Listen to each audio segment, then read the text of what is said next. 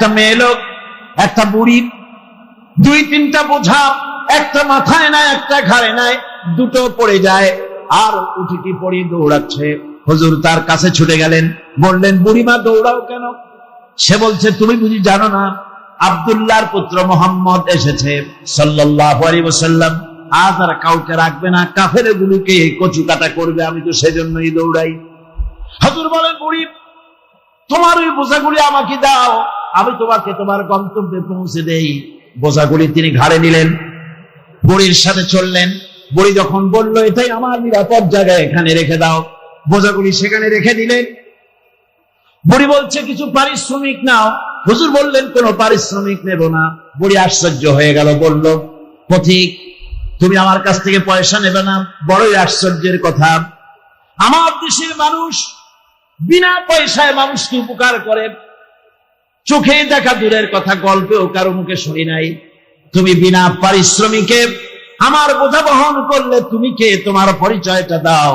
নবীজি তখন বললেন, বুড়িমা, যার ভয়েতে মসজিদে হারাম থেকে এতদূর পর্যন্ত তুমি এসেছো, আমি সেই মক্কার আব্দুল্লাহর পুত্র এতিম নবী মুহাম্মদুর রাসূলুল্লাহ। বুড়ি চোখের পানি ফেলে দিয়ে বলছি,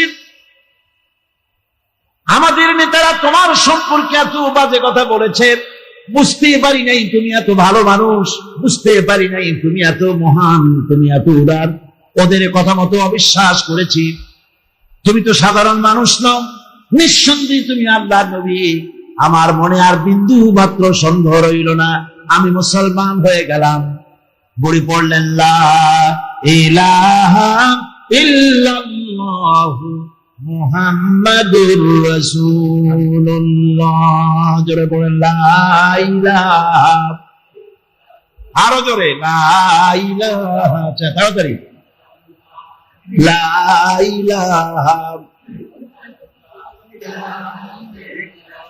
লা ইলাহা ইল্লাল্লাহু মুহাম্মাদুর রাসূলুল্লাহ।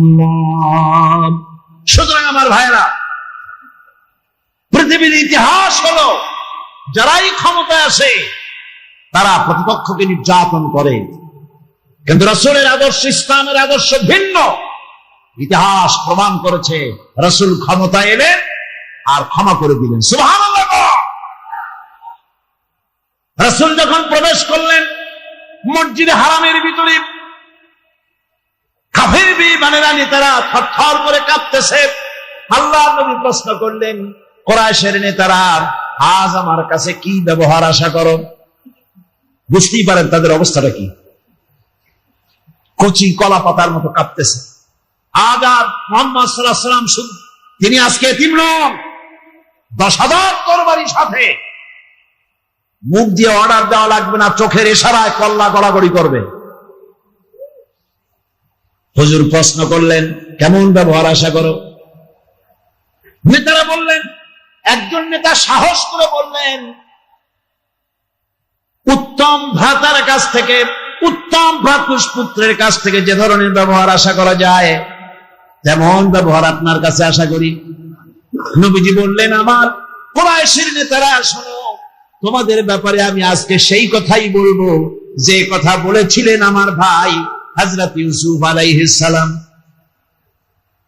তার 11 ভাইরা ইউসুফ আলাইহিস সালামের শৈশবকালে তাকে মেরে ফেলার জন্য কুয়ার মধ্যে ফেলে দিল। তাদের ধারণা ছিল এটা হলো মরণ কুয়া, ইউসুফকে মেরে ফেলে দিব। কিন্তু তারা জানে না ওটা মরণ কুয়া ছিল না, এটা ছিল ক্ষমতা যাওয়ার একটা সুড়ঙ্গ পথ, একটা টানেল। 11 ভাই এই টানেলের, এই সুড়ঙ্গ পথের এক মুখে ফেলে দিল ইউসুফ আলাইহিস সালামকে। আল্লাহ রাব্বুল আলামিন সুড়ঙ্গের অপর প্রান্ত থেকে হযরত ইউসুফকে উঠায়া মিশরের সিংহাসনে বসায়া দিলেন।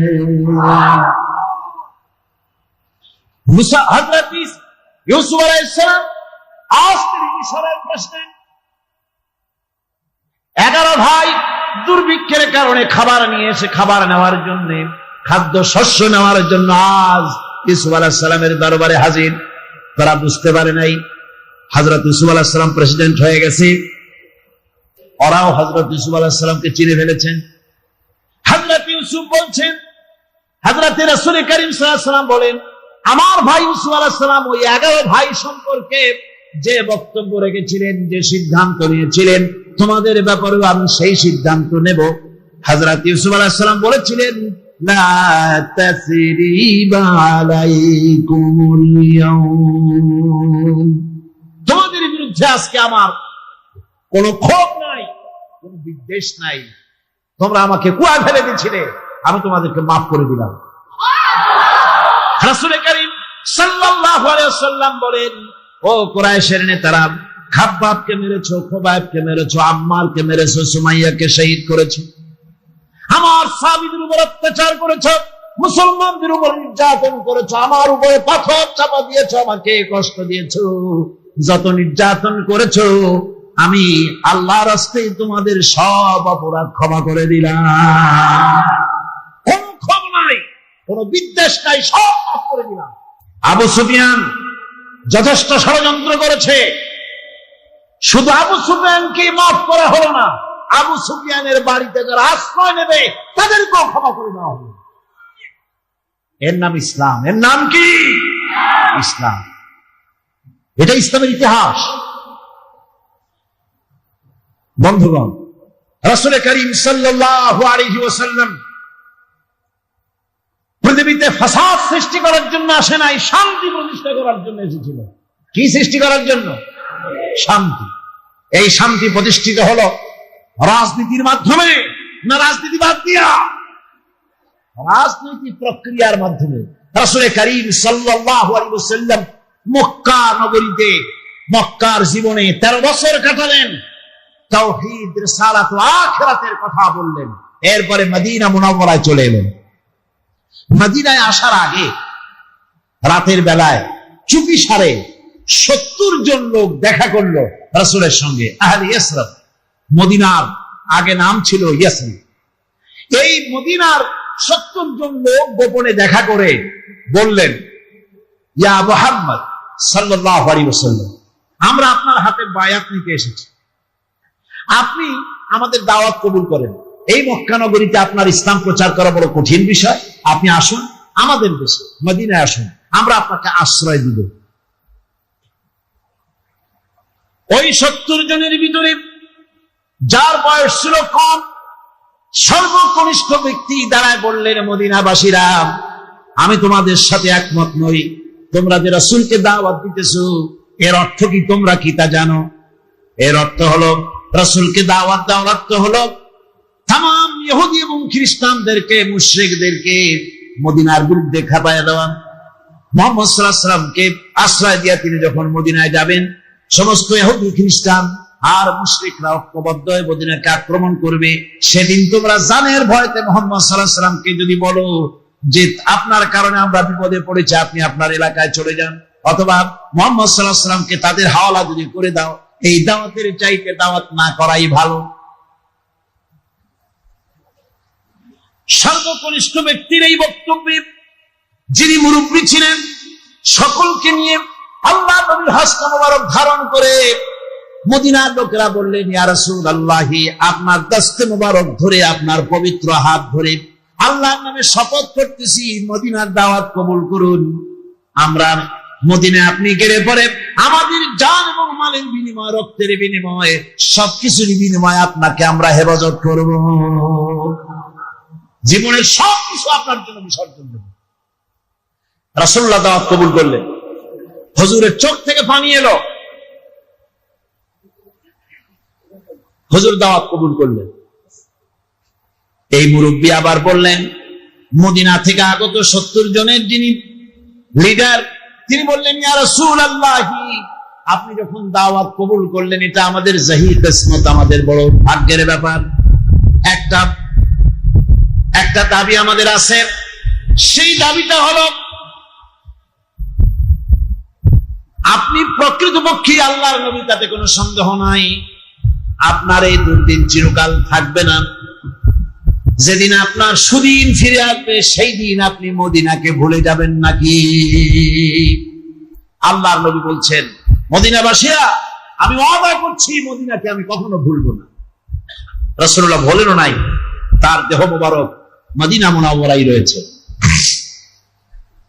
রাসূল করিম সাল্লাল্লাহু আলাইহি ওয়াসাল্লাম মদিনা মুনাওয়ারায় গেলেন, ইসলামের রাষ্ট্র প্রতিষ্ঠা করলেন। আজ সময় এসেছে কোরআন প্রতিষ্ঠা করার। আমি বলেছিলাম কোরআন হচ্ছে সংবিধান। কোরআন কি? শুধু তেলাওয়াত করি সেই মজা পাওয়া যাবে না। কায়েম করলে, কোরআনের আইন প্রতিষ্ঠা করলে যে মজা পাওয়া যাবে, যেমন এক বোতল মধু যদি আপনাকে দেওয়া হয়, উপর থেকে কট যদি আটকানো থাকে, আর বাইরের থেকে যদি আপনি বোতলটা চাটেন, মিষ্টি লাগবে নাকি? কম মিষ্টি লাগবে? মিষ্টি লাগবে কখন? কর্ক খুলে মুখের মধ্যে ঢাললে তবে তো মিষ্টি লাগবে। কোরআনে কারীম দিনে রাত্রে সমানে যদি তেলাওয়াত করেন, যতবার খুশি ততবার খতম করেন, ওই শান্তি মিলবে না কোনদিন যেই শান্তি রাষ্ট্রের মাধ্যমে কায়েম হলে যে মজা পাওয়া যাবে, ওই মজা তেলাওয়াত করে পাওয়া যাবে না। কথা বুঝে আসছে? তেলাওয়াত করলে ওই মজা আসবে না, প্রতিষ্ঠা করলে যেটা হবে। যেমন থিওরি এবং প্র্যাকটিক্যাল দুটি কথা। থিওরি একটা জিনিস, প্র্যাকটিক্যাল ভিন্ন জিনিস। আমি এই কাগজের উপরে লিখলাম র দন্তেশ্ব, গয় ওকার, লয় লয় আকার, কি হইল? কি হয়ে গেল? এখন এইটা খান আপনি। মিষ্টি লাগবে? লাগবে না। বলবেন ওটা দুধ রসগোল্লা লেখা, অত তো দুধ নাই, চিনি নাই। ঠিক আছে, লিখলাম দুধের ছানা, চিনির শিরা, গোলাপ পানি, জাতীয় জাতীয় বানায়, সব লিখে দিলাম। এরপরে সাবান, লাগবে মিষ্টি? লাগবে না। কেন? এটা হচ্ছে থিওরি।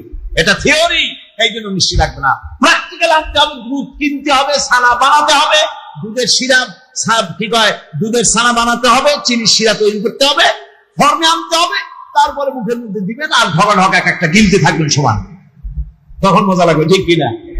কিয়ামত পর্যন্ত কোরআনের ভিতরে যেটা লেখা আছে ভালো করে বোঝেন, মাথা খাটাইয়া বোঝেন।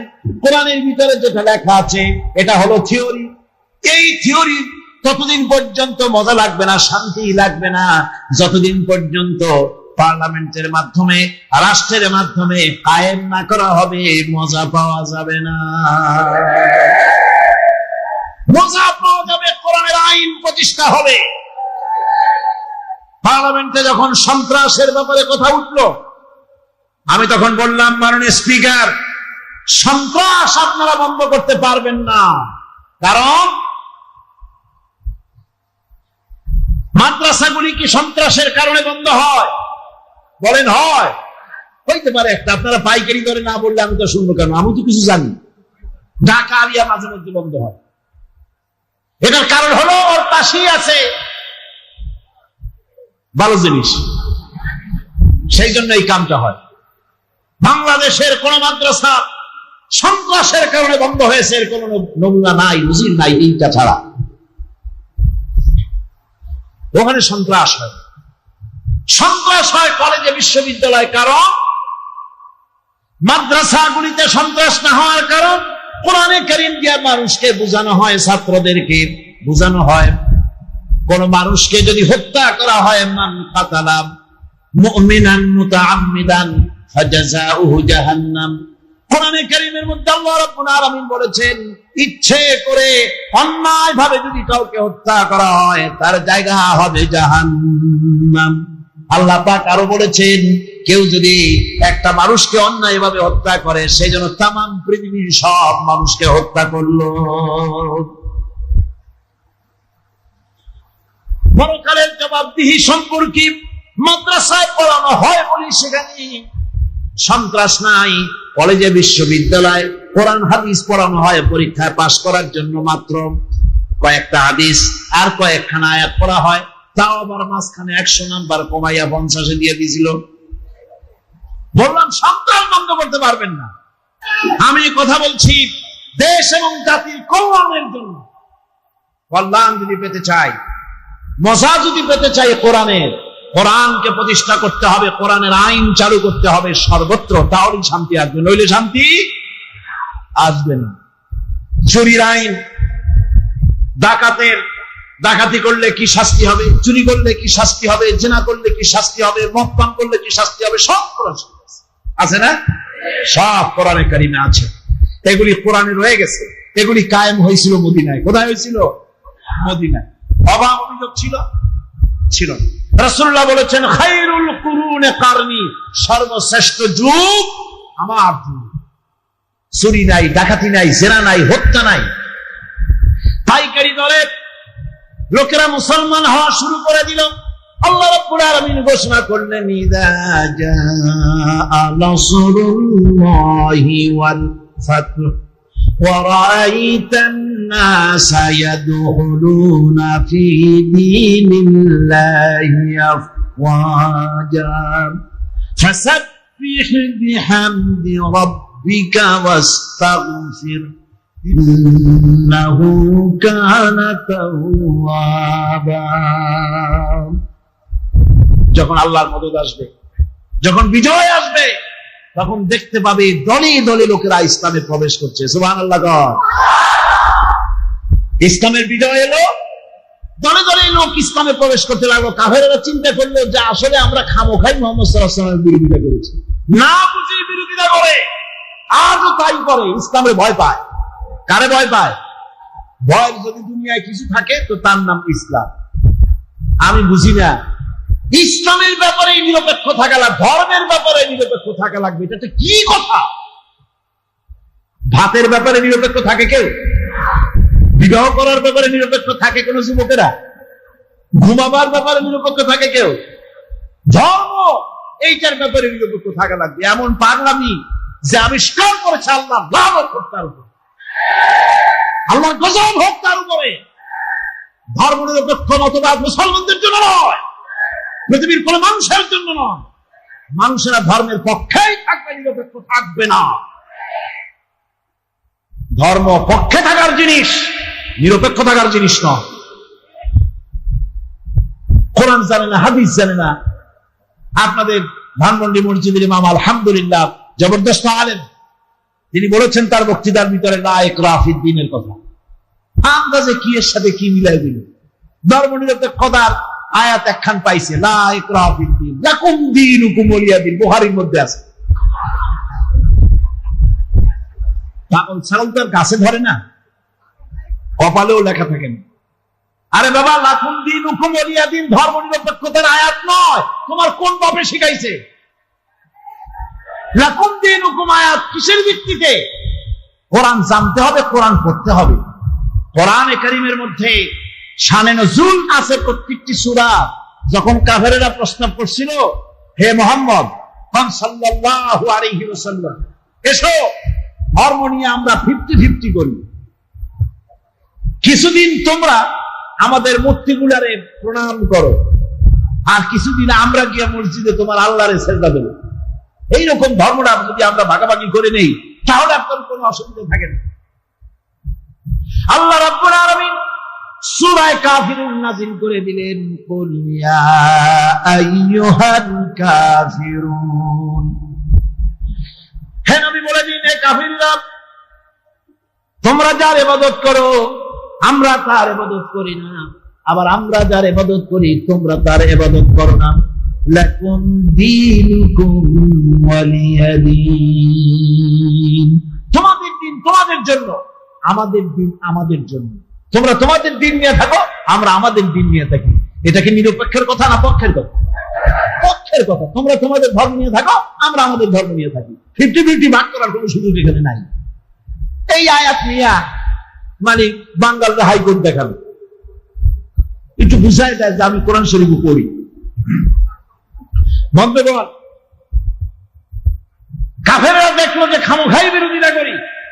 আজ এক শ্রেণীর মুসলমান খামোখা বিরোধিতা করে, ইসলামকে বলে মৌলবাদ, বলে না? আমি ওই সব শিক্ষিত বন্ধুদেরকে বলবো, মৌলবাদ বলে ইসলামকে গাল দেন, আপনার তো লজ্জা করা উচিত। আপনি তো একটা মুসলমানের সন্তান, নামটা তো আদমশুমারিতে আব্দুল করিম বাপের নাম, আপনার নাম আব্দুল সত্তার। অবশ্যই ভুলকে সংশোধন করার জন্য ছেলে হইলে নাম রাখে শুভ্র রহমান, আকাশ খাতুন, সাগর আলী, বাহারুল্লাহ, যা মনে লয় তাই হাবিজাবি নাম রাখিয়া, বাংলায় মিশাইয়া নাম রাখিয়া বাঙালিত্ব জাহির করতে চায়।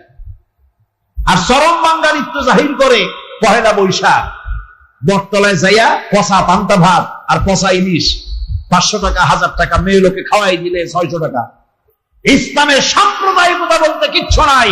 ইসলাম সর্বজনীন, সাম্প্রদায়িক নয়। এখানে সব কথা সার্বজনীন, এটা সাম্প্রদায়িক কথা কিছুই নাই এখানে। এখানের আইন, ইসলামের আইন যদি চালু করা হয় সকলের জন্য ভালো, হিন্দুর জন্য ভালো, খ্রিস্টানের জন্য ভালো, বৌদ্ধের জন্য ভালো, মুসলমানের জন্য ভালো, অমুসলমানের জন্য ভালো, পুরুষের জন্য ভালো, নারীর জন্য ভালো, শিশুর জন্য ভালো, পাগলের জন্য ভালো, সুস্থ মানুষের জন্য ভালো, পশু পক্ষীর জন্য ভালো। ঠিক কিনা কর?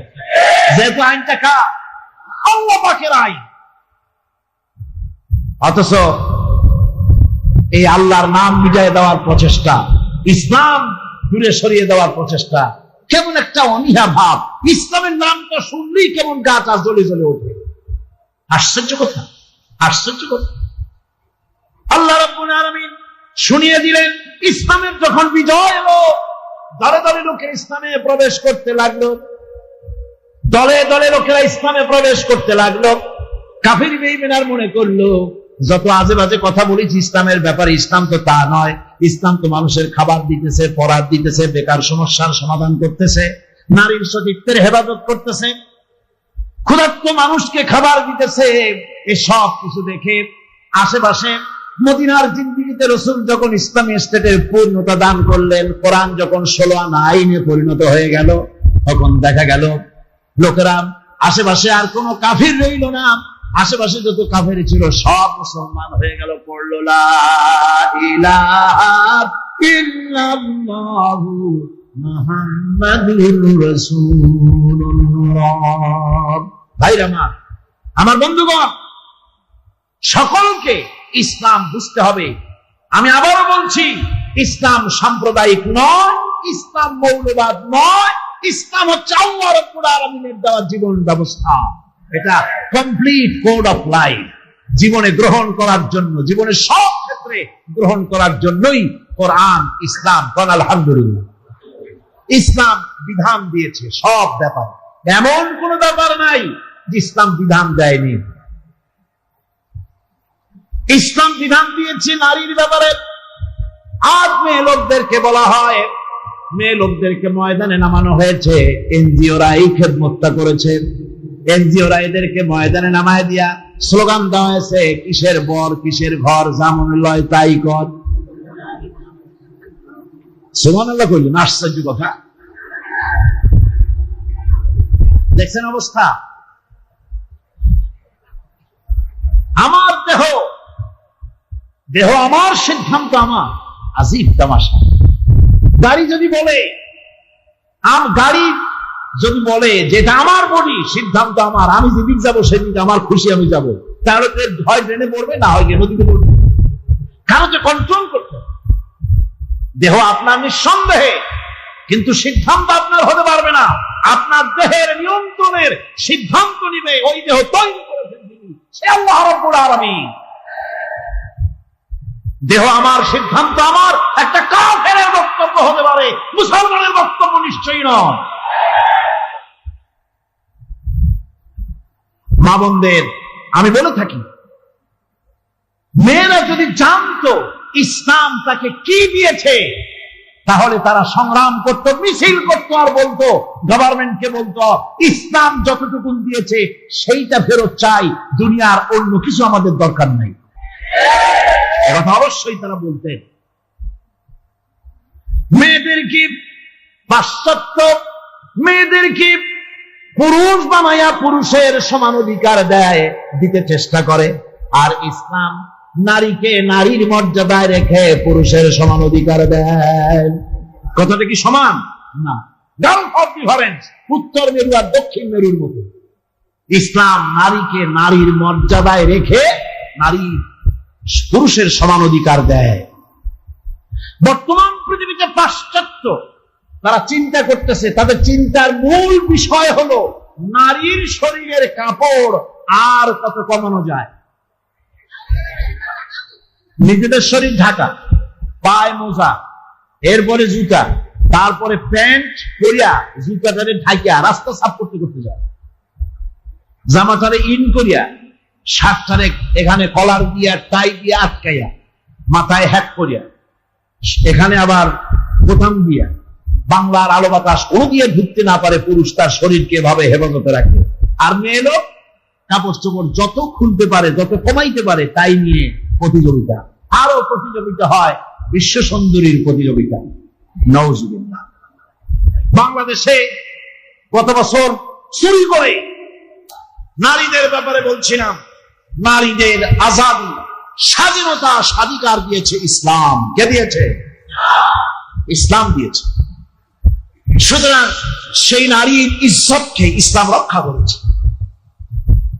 নারীর ব্যাপারে ইসলাম বলেছে, আল্লাহর নবী বলেছেন, দুইটা মেয়ে যদি কারো হয়, দুই মেয়ের পিতা যিনি হবেন, ওই দুইটা মেয়েকে যদি যত্ন করে, যদি ভালোবাসে, মহব্বত দেয়, দিন শিখায়, ইমান শিখায়, কিয়ামতের দিন ওই দুই কন্যার পিতা আর আমি মুহাম্মদ সাল্লাল্লাহু আলাইহি ওয়াসাল্লাম এক জান্নাতে পাশাপাশি থাকবো। আছে পৃথিবীতে কেউ বলছে এমন কথা? বলেন, বলেছেন কেউ?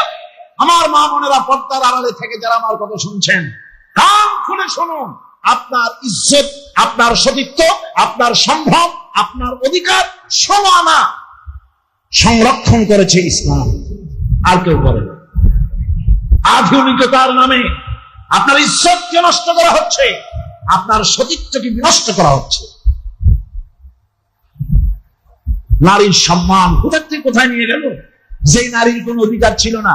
আজ বলা হয় যে আল্লাহ নাকি নারীদেরকে ঠকাইছে। নাউজুবিল্লাহ মিন যালিক। কিভাবে ঠকাইলো? ওরা বলে যে ঠকাইছে, দুই মেয়ে সমান এক ছেলে, পিতার সম্পত্তিতে দুই মেয়েতে যা পাবে এক ছেলে তাই পাবে। সূরা নিসা এটা আছে। ওরা এইটাকে ধরেছে আল্লাহ এখানে পুরুষের পক্ষপাতিত্ব করেছে, মেয়ে লোকদেরকে ঠকাইছে। নাউজুবিল্লাহ মিন যালিক। এটা স্থূল দৃষ্টিতে ওনারা দেখেছেন, ওনারা মূল বিষয়টি বোঝেন নাই। মেয়েকে এক জায়গায় আল্লাহ পাক একটু কম দিয়েছেন, কিন্তু কম যে দিলেন, ওই কমটা মর্যাদার প্রশ্নে নয়, এটি হচ্ছে হক, অধিকারের প্রশ্ন। সেটা কিরকম? সেটা হচ্ছে যে এই নারী তো আরো অনেক জায়গা থেকে পাবে, পিতার কাছ থেকে একটু কম পাইল, কিন্তু সে ভাইয়ের কাছে পাবে, সে তার মায়ের অংশে পাবে, সে তার স্বামীর কাছ থেকে পাবে, সে তার ছেলের কাছ থেকে পাবে, স্বামীর কাছ থেকে মহারানাও পাবে। এমনি করে তার পাওয়ার জায়গা অনেক আছে, ছেলের এত পাওয়ার জায়গা নেই। আবার তার খরচও কম।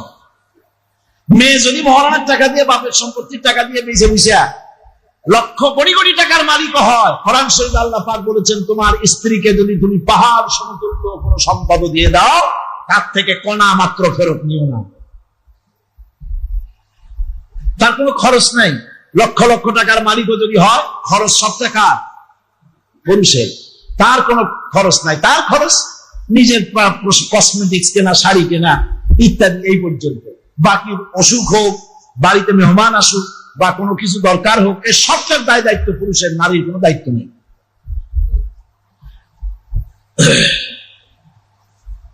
ওই যে একটা ভাগ কম পাইল, এইখানেই ওনাদের মাথা ধরেছে যে ইসলাম ঠকাইছে।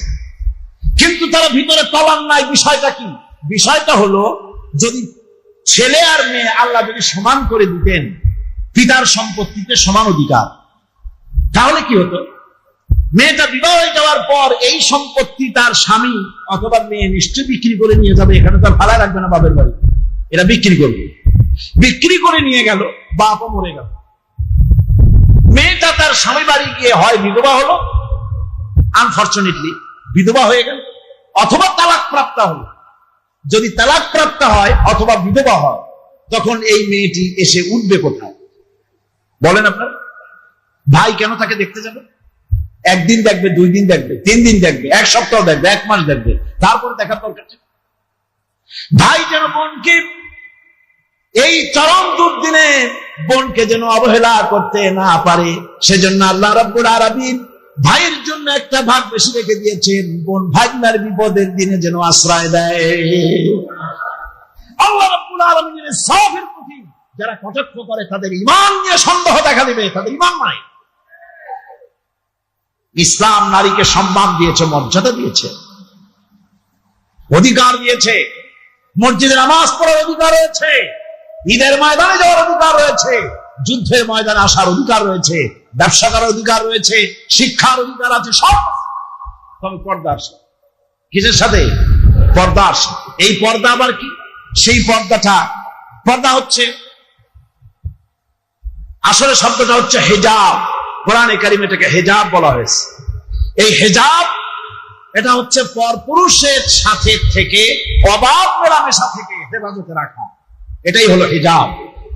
হিজাব আর নিকাব এটা মহিলাদের জন্য প্রয়োজন, মহিলাদের স্বার্থেই, সেজন্য তাদেরকে পর্দা করতে হবে। নারীকে বলা হয়েছে পরপুরুষ থেকে তোমাদের চক্ষুকে নিম্নগামী করো, আর পুরুষকেও বলা হয়েছে পরনারী থেকে চক্ষুকে নিম্নগামী করে রাখো। একদিকে নামাজ রোজা করছি, অন্যদিকে আল্লাহর আইনের প্রতিটি ধারাকে লঙ্ঘন করে চলছে, মিথ্যা ওয়াদা করে, মিথ্যা কথা বলে, সুদ খায়, ঘুষ খায়, জেনা করে, এরপরে অন্যের হক নষ্ট করে, প্রতিবেশীর হক নষ্ট করে, হারাম মাল খায়, হকদারের হক নষ্ট করে, প্রতিবেশীর হক নষ্ট করে, কাউকে ক্ষমতাশীল মনে করে নিজের প্রয়োজনের জন্য তার কাছে দোয়া করা, দুঃখ কষ্টে তার কাছে সাহায্য চাওয়া, ক্ষয়ক্ষতি এবং বিপদ আপদ থেকে বাঁচার জন্য কারো কাছে আশ্রয় চাওয়া। কোরআন মজিদের দৃষ্টিতে এগুলি সব হচ্ছে পূজার পর্যায়ভুক্ত, এগুলি করা যাবে না। সবটাই বলতে হবে আল্লাহ রাব্বুল আলামিনের কাছে। কার কাছে বলতে হবে? কোরআন বলছে, আল্লাহ পাক বলেন, বলো আমার রবের পক্ষ থেকে স্পষ্ট নির্দেশ লাভ করার পর, হুকুম লাভ করার পর, আল্লাহকে ত্যাগ করে তোমরা যাদের পূজা করছো তাদের পূজা আমি করি না। আল্লাহ নবীকে বলছেন এরকম আপনি বলেন, বরং আমাকে হুকুম করা হয়েছে আল্লাহ রাব্বুল আলামিনের সামনে মাথা নত করে দেওয়ার। তাই আমি আল্লাহ পাকের দরবারে আমার বিনয়ের, আমার আনুগত্যের মস্তক তার সামনে নত করে দিয়েছি। এ কথা সকলেরই জানা আছে যে দুনিয়ার মানুষ শয়তানের ইবাদত কেউ করে না, শয়তানের পূজা কেউ করে না, ঠিক কিনা? শয়তানের কেউ পূজা করে না, বরং শয়তানের প্রতি চতুর্দিক থেকে শুধু লানত হতে থাকে, ঠিক কিনা? শয়তানের খালি গাল দিতে থাকে সারাদিন, এমনকি পাপ করে নিজে দোষ দেয় শয়তানের, ঠিক কিনা? কবি বলছেন, क्या हंसी आती है मुझे हजरत इंसान पर, क्या हंसी आती है मुझे हजरत इंसान पर, फेल बद तू खुद करे लानत करे शैतान पर। আমার মানুষের অবস্থা দেখে হাসি পায়, খারাপ কামটা করে নিজে আর গাল দেয় শয়তানের। সারাটা দিন মেয়ে লোক, পুরুষ লোক, বাচ্চা সকলে শয়তানরে গাল দেয় সমানে, ওর কপালটাই খারাপ, ফুটবলের মতো। এর জন্মই হয়েছে লাথি খাওয়ার জন্য। সুতরাং আল্লাহ পাক যে বলছেন যে শয়তানের ইবাদত করতে তোমাদেরকে নিষেধ করেছি, তার অর্থটা কি? তার অর্থ হচ্ছে যে মানুষ শয়তানের আনুগত্য করে, শয়তানের কথা মতো জীবন পরিচালনা করে, শয়তান যেটা বলে সেটাই করে, শয়তানের ওয়াসওয়াসা দিয়ে সে পরিচালিত হয়, কোরআন এবং হাদিস দিয়ে নিজেকে পরিচালিত করে না। এটাই হলো শয়তানের আনুগত্য করা। কিয়ামতের দিন আল্লাহ রাব্বুল আলামিন বলবেন, উহশুরুল লাযীনা যালামু ওয়া আযওয়াজাহুম ওয়া মা কানু ইয়াবুদুনা মিন দুনিল্লাহি ফাহাদুহুম ইলা সিরাতিল জাহিম। আল্লাহ রাব্বুল আলামিন কিয়ামতের দিন তিনি বলবেন, যারা নাকি সেই সমস্ত শয়তান এবং তার অনুসারী, যারা নাকি আমাকে বাদ দিয়ে যারা অন্যদের ইবাদত করত, সেই ইবাদত যাদের করত, আনুগত্য গোলামি যাদের করত, তারা এবং তাদের সাথী সঙ্গী সবগুলিকে একত্রিত করো আর জাহান্নামের রাস্তা দেখিয়ে দাও, সকলকে জাহান্নামের পথ দেখিয়ে দাও। আনুগত্য হতে হবে কেবলমাত্র আল্লাহ পাকে, সব বুঝে নির্দ্বিধায়